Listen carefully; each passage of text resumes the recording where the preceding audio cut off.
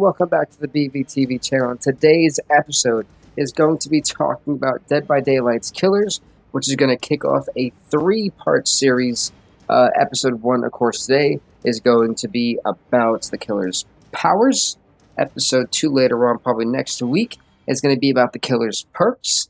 And then episode 3 will be about the Killers overall, and we're going to pretty much be putting them into a tier list from A through D. We'll start from worst to best in all the videos. And I want to quickly mention this before we even begin. This also is my opinion, and I also want to bring up the fact that in the C, B, and A tier, there's going to be a C plus, B plus, and A plus. Now, for the C plus and B plus, that means there's just something that was off about them that kind of prevented them from going forward to being put into the next tier. And A plus course is going to be the best killer.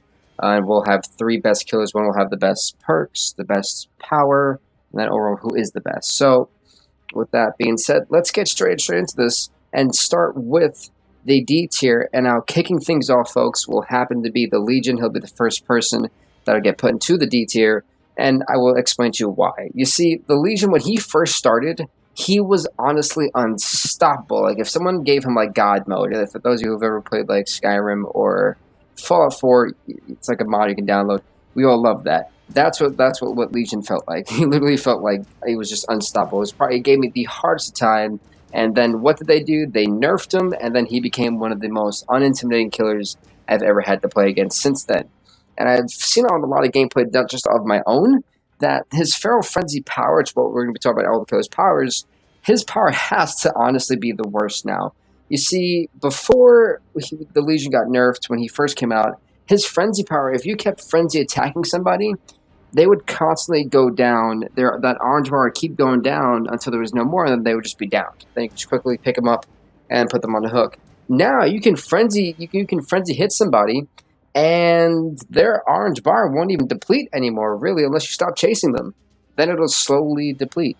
And now, even if right as it's about to run out, if you decide to mend yourself, even if the bar below is gone, you're still mending yourself, so you won't be downed as long as you don't stop mending.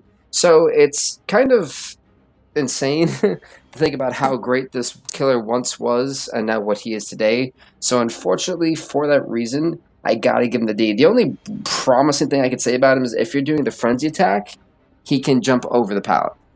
That's literally about it.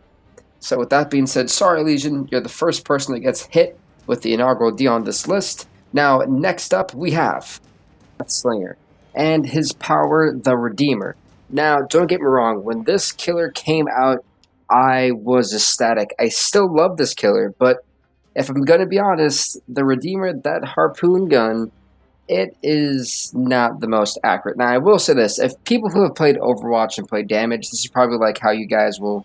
Again, you guys don't really have an aiming system, so you're pretty much just free aiming for those of you players who may play this and also play like GTA. If you guys are in the free aim lobby, this should kind of be a pretty easy thing for you. But for people like me who don't, this is extremely challenging. Don't get me wrong. If when it hits, it can be extremely lethal, especially the fact if you don't actually really hook them in and then hit them with your harpoon spike. They immediately go into like kind of similar how to Legion has that orange bar. They immediately go into that, so they still have to mend themselves and still are injured, which is kind of awesome considering for the Deathslinger. But ultimately, the Redeemer itself falls flat. The fact it is not the most consistent, and its range really does vary. Sometimes I've been able to hit a trick shot like 50 meters away from me, and then I seem to not be able to hit it like 25 meters in front of me. It's super weird, and it just kind of feels to me inconsistent.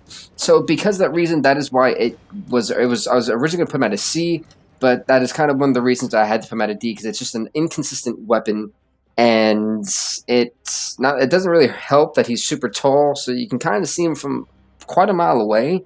So for me, and for that reason, the inconsistency, the super long reload time, the overall aspect of if you miss and you got to even reload again, you got to like quickly reel it in, and all that extra like hassle instead of being able to just chase a survivor like all the other killers, kind of puts them at a D. So with that, sorry Deathslinger, I know you're new, sorry, but you're getting the D. Next up, it is going to be the Nurse, and let me just say, woof, because man. I don't get how people use the nurse. I'm not crapping her, don't get me wrong, but I had to put her in the D solely because without add-ons, the nurse's blink ability is one of the most pointless abilities out there. It is almost as bad as Legion's, just at least this one covers a lot of ground, so it kind of makes up for it. I mean, the whole thing of when you blink and then you're like staggered and for like a good 15 seconds. Let's say if you were really close to hitting a survivor. I mean, I've been pretty close to blinking and hitting a survivor quite a few times, but that whole like just wound up of like I'm tired now and I'm gonna have to sit there and like woggle back and forth is kind of a complete downside. So because of that, the blinking just it's inconsistent. Yes, you can kind of keep track of a lot of different generators from halfway across the map pretty easily.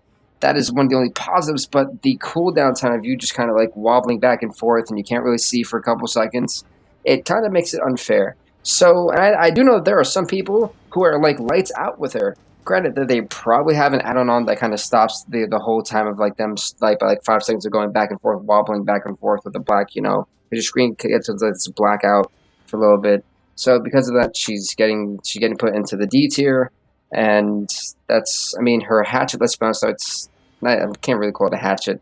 Her little like saw thing, you want to call it that? I really don't know what to call that. It's not very consistent either. But her short rangeness, it's just it doesn't work either. So because of that, the whole just kind of hoopla with her.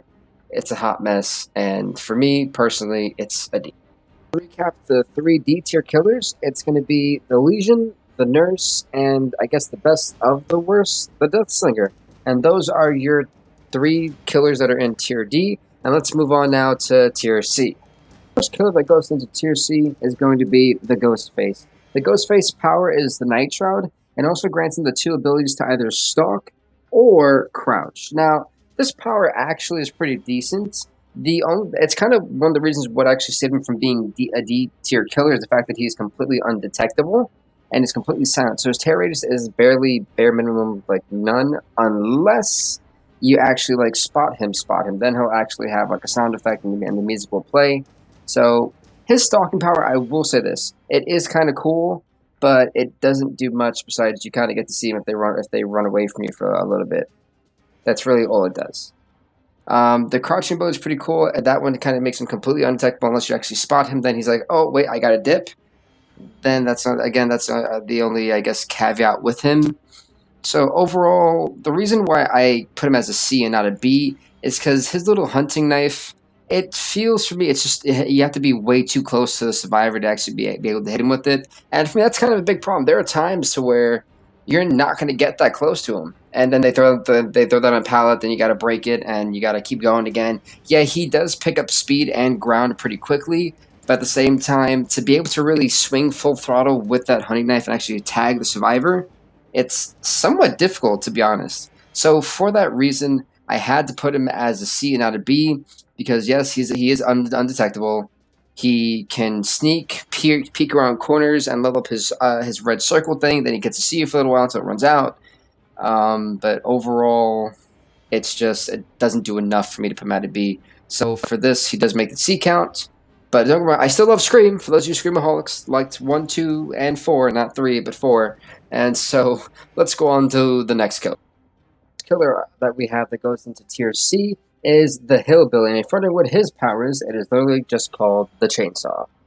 Yes, I'm not trying to troll you. It is literally the Chainsaw. So, with that being said, I have a number of issues and a lot of good things to say about him, so let's get into them. Don't get me wrong, the Chainsaw, it is pretty darn good. I love toying with survivors, just constantly playing with it. I feel like it really does instill kind of fear in the survivors, especially at the fact they're like, okay, then they know it's either Leatherface or the Hillbilly. But my one complaint that stopped him from being a B is when you're actually ready to chainsaw, it is great for taking down pallets, but in terms of actually trying to mow down survivors, he does make up a lot of ground for it. But at the same time, he has a hard time directing it because let's be honest now, what survivor really does stay in one line? I can't really say a lot of survivors I've met have actually stayed in one line and constantly gone straight. So for that reason, survivors like to go swiggity swoop. You won't take my boot, and for that reason, they'll go left, they'll go right, and it's hard after a while to maneuver the chainsaw and swing it either left or right, following with the survivor. So you can get them all the way, and at the last, like right as you're about to swing, them just haha, not today. So that is the one inconsistent thing I can say I don't like really like about the chainsaw is the fact that it's so hard to control and move with. At least not when not going straight. It's hard to make turn to the left, turn to the right. It gives you like a quick 1 to 2 segment of turning. But at that time, it just may not. It's not a wide enough angle most of the time for you to actually get to where you want it to be. And the survivor pretty much has to run back and actually accidentally go, "Oops, I ran into your chainsaw." For you to feel like you actually did something. Now, here is the good thing.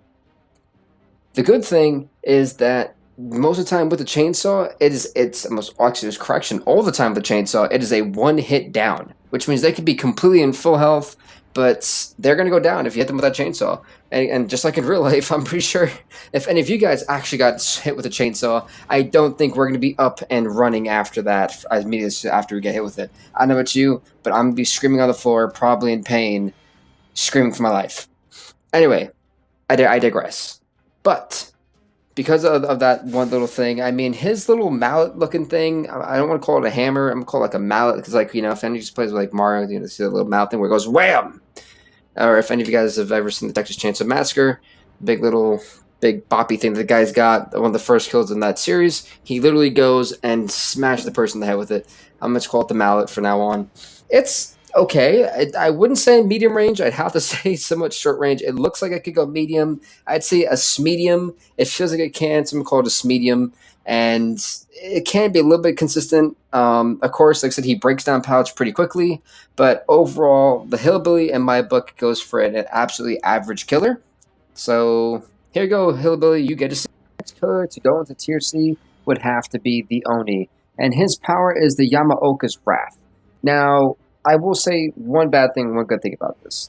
The bad thing is, when he is doing his demon dash, it covers a lot of ground. That's about a good 2/4 of the map, which is pretty darn good by any killer standards.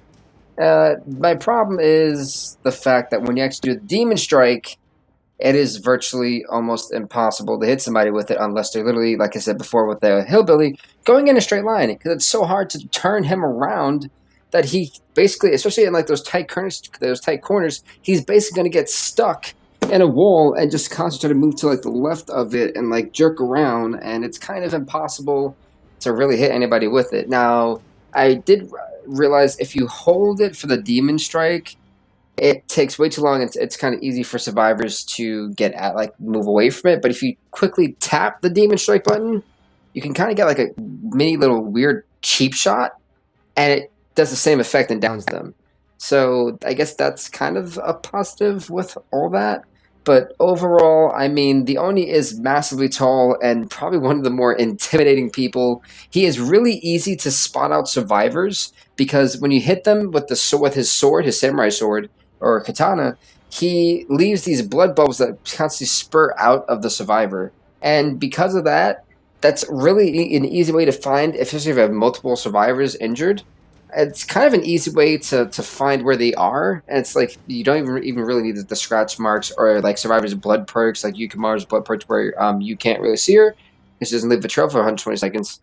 Is kind of it kind of negates that 'cause you can really just kind of like hunt them down as like an actual hunter and figure out where they are. It also kind of stops people from wanting to be together doing a generator because when you're stationary, that's a lot of blood bubbles coming out of you, and it kind of helps the killer's blood rush get into full effect, and then you really don't want to be in the path of his demon strike or dash. Just saying. But because of that, oh, and here's another good thing actually. Before we even go into the next killer, another good thing is his samurai sword. I absolutely love it, and I got to give him a C for it. I mean, that samurai sword or slash katana, it is a great and beautiful mid range weapon. There's so many people that I've actually like lunged and strike that right before they were actually able to put down the pallet, they immediately got hit by it. So I saved myself from being clunked on the head once again, which I don't know about you, but I hate getting clunked on the head so many times with a match. There are those survivors, you know who I'm talking to, you're out there that are watching this. You guys love to mess with us and clock us on the head with those damn pallets, and we don't appreciate it. We don't. But for that reason, I'm going to give him a C. I love the samurai. I love the whole aspect of fear he puts into survivors. I guess the little down effect is that, yes, he is kind of tall, but it negates when he's doing the demon dash that everyone wants to get the heck out of Dodge. But again, the really downside of him is the fact that he, again, that Demon Strike is not the most consistent. It kind of takes way too long to wound up. That kind of gives survivors that wiggle room to be like, swiggity swoop, you're not taking my boots, and dip. So for that reason, again, he's a C. Let's go on to the next killer. Next to join Tier C would be the Hag. Her power is the Blackened Catalyst, which is honestly one of the perks that I will always say gives me the biggest jump scare. I believe the only jump scare in that game that actually gets me, besides the fact when Ghostface puts his ugly face in my TV screen to where I wasn't paying attention to.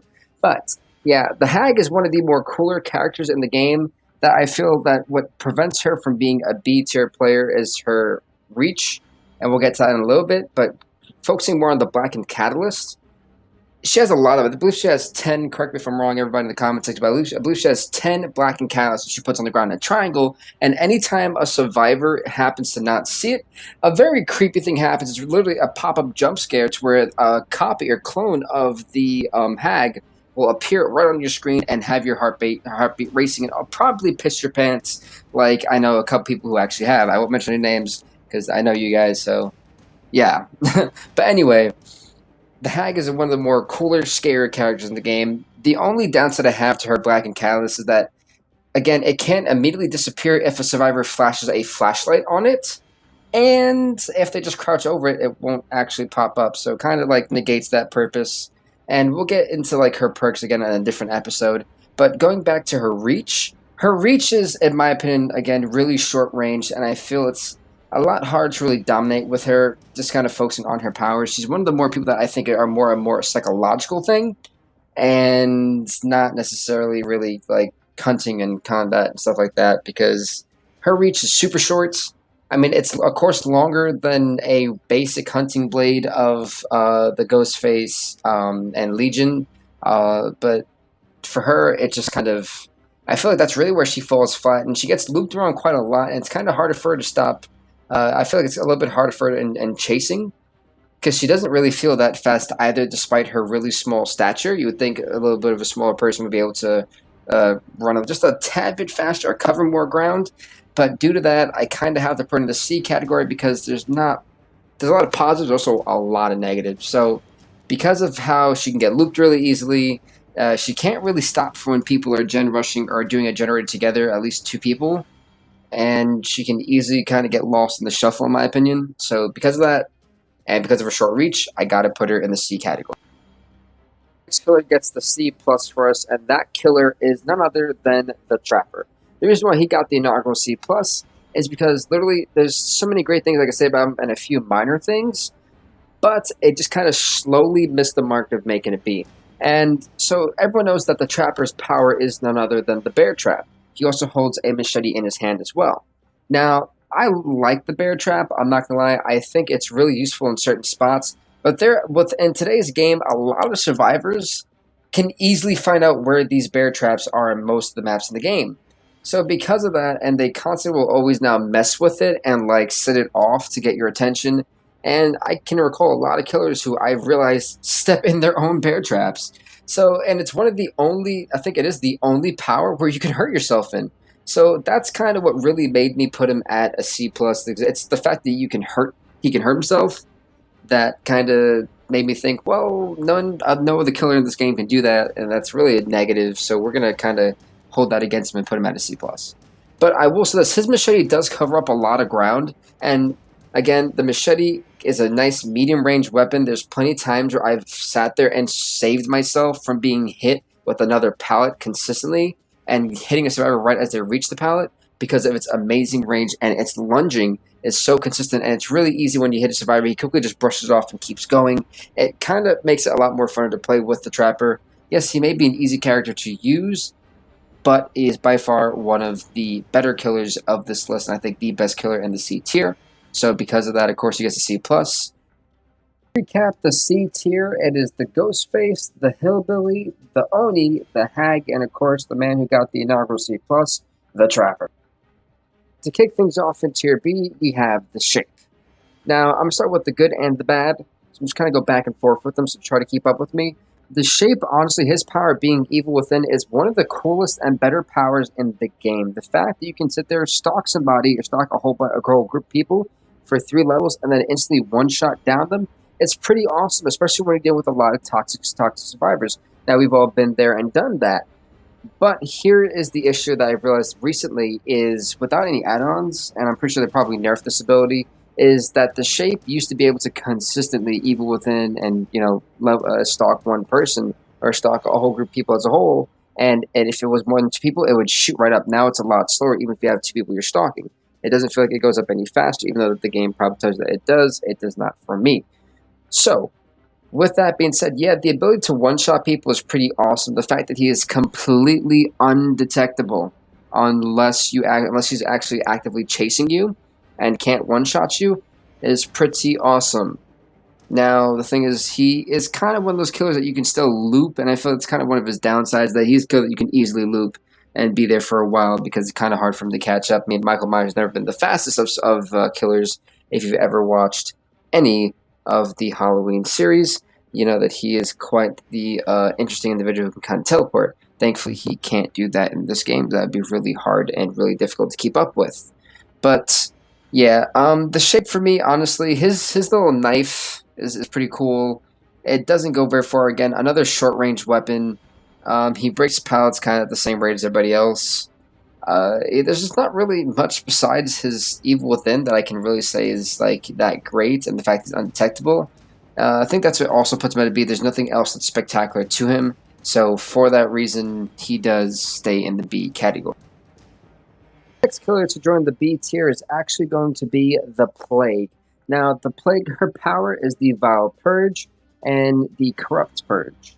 The reason why I said that her Vile Purge is when you have officially vomited enough, or at least infected, a survivor with the Corrupt Purge. If they feel that they have the need to want to not throw up on everybody and get everybody else infected wherever they touch and go, then they would go to one of the fountains and like redeem themselves and free themselves and cure themselves. And then that Vile Purge is now there for the killer to use. Now, the one thing I love about the Vile Purge is that it can actually do damage. Like it's like as if you're actually hitting them with your weapon instead you're actually just spitting on them in a super like wide range. I mean, that Vile Purge and Corrupt Purge can go flying quite far on the map, which is why she actually gets to both the D. But that Vile Purge does actually do actual damage and can injure them, unlike the Corrupt Purge that can pretty much make them unhealable, and still kind of do like and still put them kind of in the injured state. But overall, the Vile Purge and the Corrupt Purge as a combo is pretty lethal, considering the fact she's one of the killers who don't even really need to use her like actual, I guess you want to call that a lantern that has a chain on it that she throws around. That thing is probably the shortest web range next to the clown's little knife. We'll get to him in a little bit. But yeah, her actual weapon is kind of a downside. It's very, very limited range. I mean, I have to be like standing right in front of your face and then try to hit you with it for me to actually like reach you. So because of that, she does get put to a B. And what a lot of you guys are like, well, she should probably be a C then. Well, here's where you're wrong. The reason why she's also a B is the fact that when she does her Corrupt Purge and she vomits on you, not on you, but if she vomits on pallets, a generator, the wall, the floor sometimes, the trees, it stays there. So if you happen to walk by it or actually touch it, hey, guess what? You're now infected, which means now you're going to be vomiting all over the place, possibly alerting yourself to the killer, alerting yourself to the plague, and also other survivors to not really want to be around you, just trying to unhook you or be even near you means you're going to get them infected too, and it's a whole hot mess when one of you have it, and then when 2 of you have it, it could be probably the end of the game for the survivor. So, because of that, she's a B, because it kind of makes the survivor really think, well, do I really want to give her the chance to then one-shot me with her Vile Purge? Is it really worth it? Can I tough it out to the end? And it kind of gets the survivor really thinking and put them in that state of, well, this may not be a good idea. So because of that, not the fact that she played great psychological warfare games with the survivor, she can vomit and infect almost anything on the map, and her Vile Purge actually does some damage. Like I said, her only downside is really her weapon. That kind of prevents her from being an A. So because of that, she gets to be put in the B tier. Coming right down the entryway will be the Huntress. Now, the Huntress, her power is, well, kind of obvious. It's called the Hunting Hatches. It's I just call her Hatch Lady, and I put her at a B. I know this probably is surprising to a lot of people. A lot of people I know I put her at like, she's a C, maybe a D. Here's the thing: every Huntress I've went against is kind of like Doc Holliday, except if you gave her the accuracy of Doc Holliday when he shoots a gun and apply it to hatches, she's really freaking lethal. I mean, trust me, it is very scary. And when she does miss, because that means it's going right by your head as it almost explodes right next to you. I mean, trust me, those hatches really do the job. I actually had the chance to really like use one and actually hit people with it. Not only does that go pretty darn far and could possibly get chucked halfway across the map if it doesn't hit a tree at any point in time, and then fall right down and just whack somebody. I've literally seen it happen. I don't have it on gameplay footage, unfortunately. I really wish it did, but I've seen it happen at a friend's house. And yeah, it is kind of nasty. And she does kind of cover pretty ground somewhat quickly. I do feel she's a little bit slow, but she does kind of awkwardly also make up for it. And her height and her humming could be. Her humming is a good and a bad thing. That means it can really alert you where she is and also kind of play mind games with you if she's standing still. I know some huntresses actually do stand still and wait for you kind of make that mistake to move, and then they whack you with the hacks or actually swing with you on it.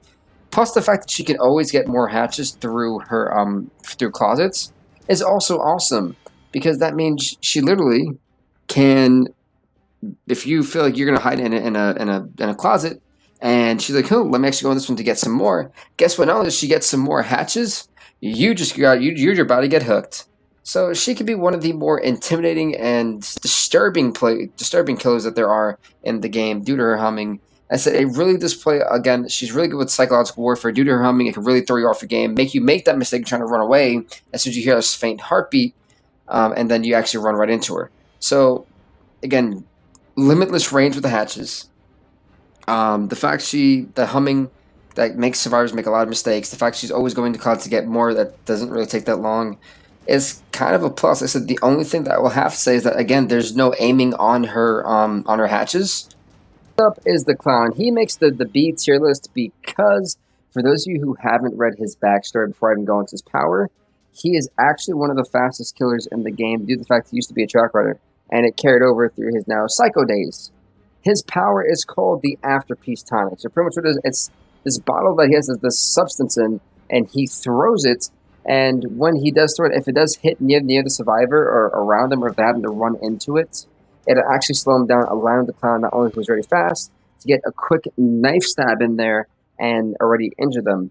Here is where it gets bad. You see, with the clown, his bottle shaking thing to make more potions isn't too long, but for me, it's just a tad bit long. You know, if I'm chasing a survivor and I run out of it because I accidentally I hit them, but didn't do the job, it didn't go all the way. They kind of call a bare brief of it, and they didn't slow down as much. Then I have to stop and make a couple new toxins, which can take about 5 to 7 seconds without add-ons. So that can be a little bit of a hassle in the middle of a chase, especially when you're trying to slow them down. And another complaint is, why is his little knife so small?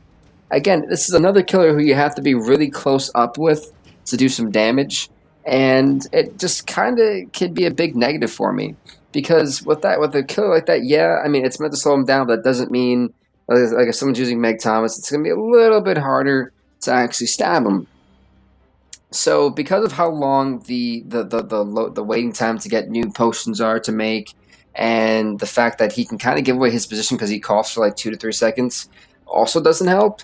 And the fact that the weapon he has of choice is really small, and the fact that you also have free aim with the potions can be kind of difficult. So for all those reasons, he is a B and not an A. So a B for the clown. Next up is the Cannibal, and his power is called Bubba's Chainsaw.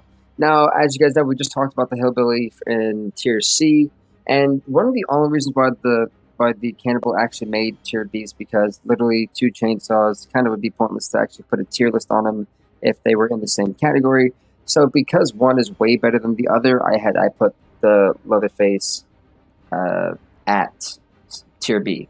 So with Bubba's Chainsaw, it's a lot more convenient. It's kind of the same like tune-up as the Hillbilly, but one of the major differences is that if you actually like miss, instead of going all the way straight, Bubba's Chainsaw, you actually swing back and forth at least 3 times while you're still moving forward in a certain direction, as you can kind of move and be a little bit more mobile and adjustable. So, and it is a one. It is a one shot down, no matter what health rate, what health state they're at. So that can also be something that's kind of convenient. But then again, it is also a little bit inconsistent. So if you actually do miss the person, you want to get them on the first or second shot.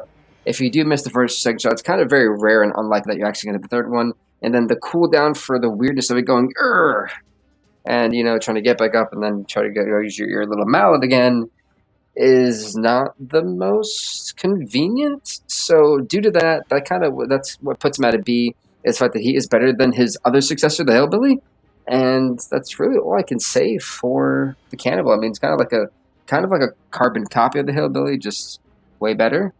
And even then, he still falls flat in my book. But he literally is just enough to be a B. So with that being said, he's a B.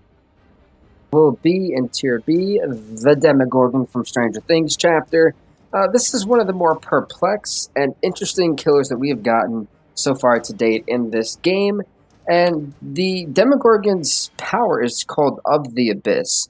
Now, what that means is that he's actually able to transverse from the upside down, which means he can put this weird little like patch on the ground and be able to crawl underneath the ground and go up to wherever his second little hole that he made is. It's a really unique and kind of nifty way that we haven't seen any other killer do. And my only problem with it is, unlike the hag who can, whenever someone sets off her trap or her little, jump scare thing, immediately teleport, this one takes a little bit too long from my liking to be able to consistently do it back and forth. Because transversing does take quite a while, even if it's from a really short distance. It just feels like it takes forever. And in a Dead by Daylight game, you don't really ever have forever. So that's why it was a B and not an A. I mean, its shreddability as well is pretty nifty due to the fact that it kind of covers its hitbox is a little bit ridiculous because it comes at you and kind of covers you. It's like giving you a hug, but a very clawful, angry hug coming at you. You're about to have a whole bunch of marks on you. So that is also, I guess, a kind of a plus for the fact that it can destroy generators quite quickly and does efficiently stop looping, which a lot of killers don't actually do. One of the only things is it doesn't really help spot out where other people who are doing gen rushes are. It is very ineffective towards gen rushing, and again, the fact that that's main power, since we're going off that, is transversing through the upside down, which is the bottom of the ground, takes a little bit too long for my liking. That is the reason why it is a B and not an A. So that being said, welcome to the B class, the Demogorgon. The killer getting the B plus, which means they were just shy from being an A tier killer, is from the Saw chapter, the Pig. And the Pig's special ability is called Jigsaw's Baptism. Basically what it is, for those who've ever seen the movies, it's actually called a reverse bear trap, which it's supposed to smash your head like a melon. Those of you who've ever thrown a melon off the second story floor of an apartment building know exactly what I'm talking about. It's nasty, it is a lot to clean up, it is disgusting. But anyway, I digress. So getting back to Jigsaw's Baptism, aka the reverse bear trap, it actually has two unique abilities and features with it, which is called the Crouch, which means you're completely undetectable while you're in crouch. And due to the fact that it's actually Amanda Young being in that costume, she was very short. So when you're crouching, you literally blend in with the grass, and unless a player is actively constantly looking around in a 360 spin, you're practically unseeable, which really helps the killer out. Even though Spine Chill may activate, it'll still send the survivors into a panic and frenzy once they realize, wait, I can't sense this heartbeat, where are they at? And then they'll probably get off the generator, which kind of was a little bit of an easier picking once you try to use your ambush and go roar, because it kind of comes off with this really weird like growl or snarl, and you get a nice easy hit on them. So the only issue that I have with the Pig is kind of funny now that I mention it, is when you're picking up a survivor, even if you have the iron, it's like Iron Grasp, I believe, the perk, and we're not even talking about perks. So without perks, when you pick up the survivor, it is a complete pain in the rear end to actually hook them on, because even like a character like Feng Ming gives you so much hard time, constant emotion to put them on. You start moving back and forth.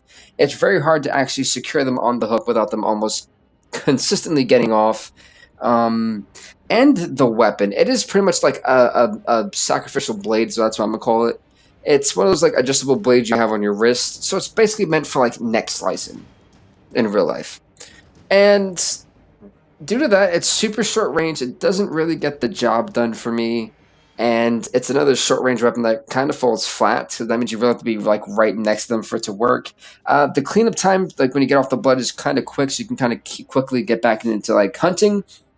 But due to that reason of just the whole, it's hard for them to put them on the hook. Remember, we're going through the powers and their individual styles here, so that also is what's taken into account. And for that reason, the pig gets my B plus. It's just super shy and small of an A, but hey, they get the inaugural B plus. So good on that. Those who are in tier B follow as so: the shape, the plague, the huntress, the clown, the demogorgon, the cannibal, and the killer getting the B plus is the pig. Things off in tier A, we have the spirit, and the spirit's power is called Yamaoka's haunting. And what that is basically as she's about to dart from 1/8 of the map to the other, she pretty much makes a clone of herself in the spot she originally was right before she was about to dash over. And while you dash, you are completely, I'm not saying completely, but you are undetectable as your heart rate isn't seen yet until you get out of that dash. And unlike the nurse, the spirit has no like sense of delay or anything. As soon as you get off, you can go right back to slicing and dicing and making sure you don't get swiggity swoop because you're gonna be taking somebody's boot. And basically, literally, I've seen it so many times to where I thought I was safe, and then the spirit would come right behind me and go, haha, you thought, and sliced. And then I went down and then got hooked in the basement, which is probably one of the worst places to be hooked at. But anyway, I digress from that.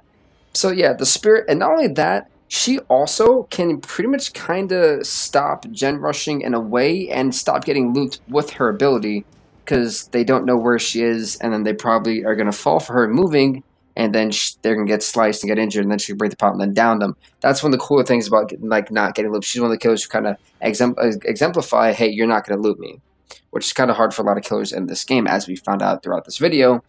So, and not only that, last but least, she has a really, really good long blade. It's like a broken, sharded blade, but it does reach well in the medium range. So, short range, you're toasted, and medium range, you have a slim shot of avoiding her, especially if she lunges. There's almost like nowhere to go. So, you're going to get hit with that from a very far medium range distance.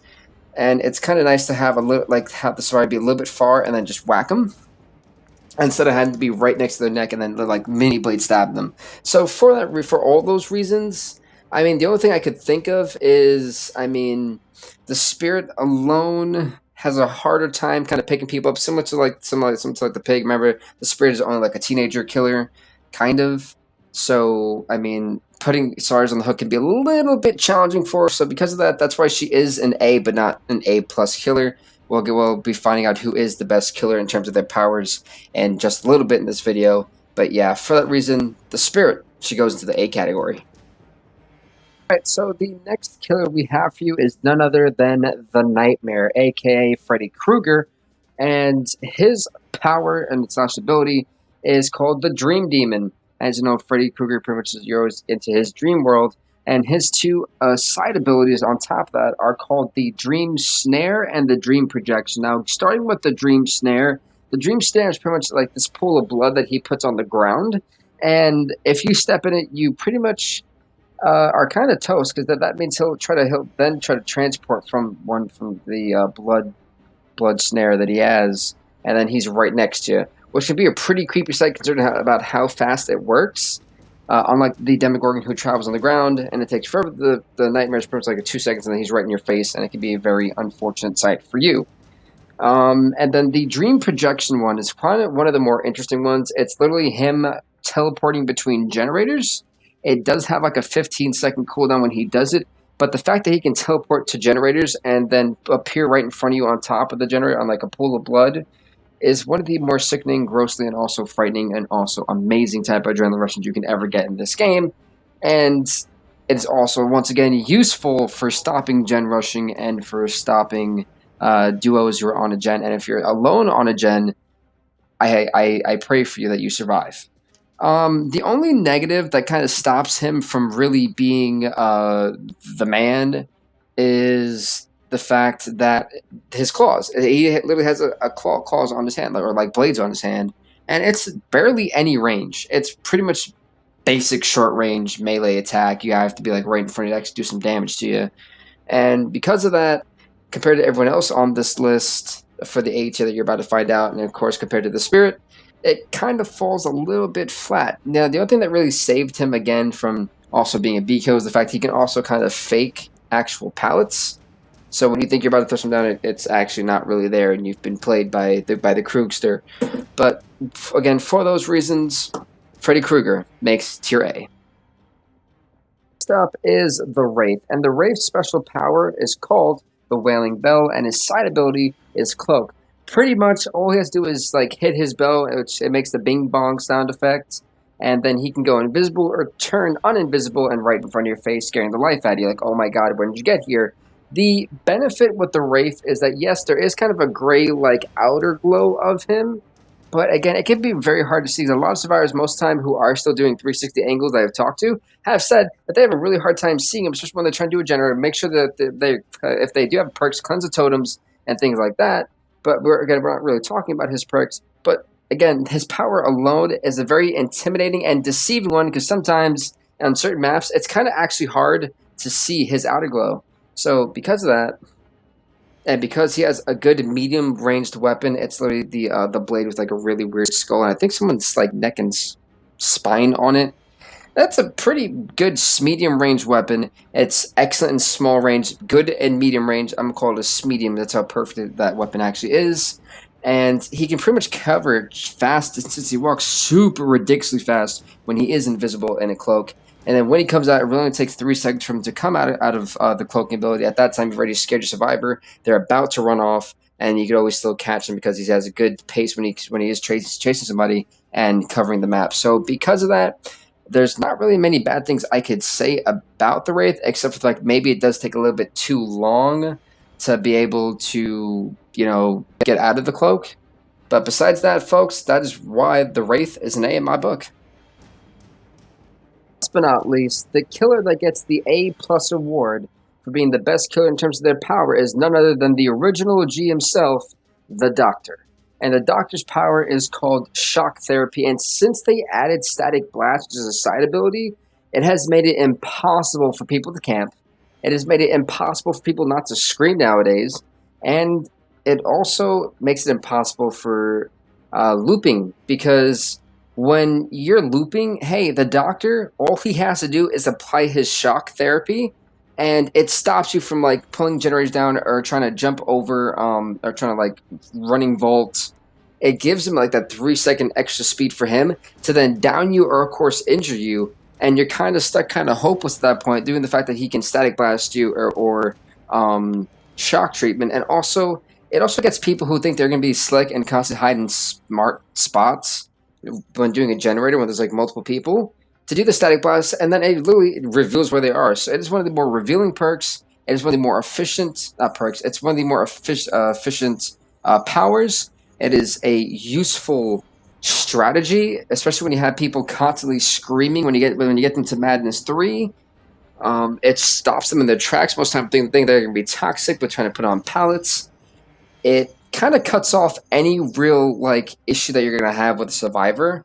And the fact that his weapon is perfect for short and medium range and it still excels in medium range is honestly one of the more useful killers all around within this game. And so because of all those reasons, there's very little things I don't really think there's any issue, like negative thing I can really say about the Doctor. So because of all that, the Doctor gets our A+ for this one, being the best killer of this episode in terms of killer powers. Now let's see if he can actually hold that up going into the next episode. But don't go anywhere, folks. We have the recap that's about to happen. Recap tier A, it is the Spirit, the Wraith, the Nightmare, and of course the OG himself at an A+, the best killer in this episode in terms of powers. It is none other than the Doctor. So with that being said, everybody, please do leave a like, leave a comment, subscribe to BVTV. We'll see you next time for episode 2 when we'll be focusing on their perks. And with that being said, everybody, see ya. Stay safe.